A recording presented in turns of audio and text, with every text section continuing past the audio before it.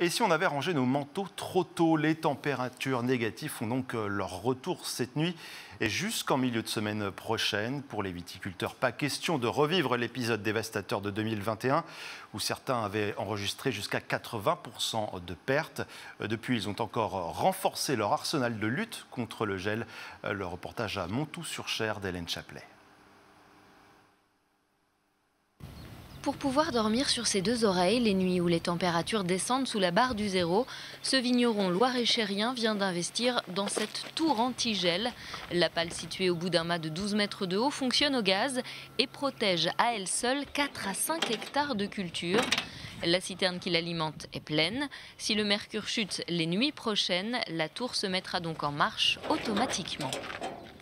Il fait 10 degrés et là, c'est la température sélectionnée pour le démarrage, 1,6 degrés. On est sur un investissement à 45 000 €. Dès la première gelée, elle est déjà presque amortie, la tour, si on considère 5 hectares de récolte perdue à 100%. Donc voilà. Et puis, sur une durée de vie de 15 ans, je pense que voilà, il n'y a pas photo, quoi. Il faut dire que depuis son installation en 2009, Olivier a régulièrement été touché par le gel. Ce fut le cas en 2012, 2016, 2017 et 2021, lui faisant perdre plus de 60% de sa récolte. Le problème, ce n'est pas tant le froid, mais les périodes de douceur qui font sortir les bourgeons, alors que le risque de gelée n'est pas encore écarté.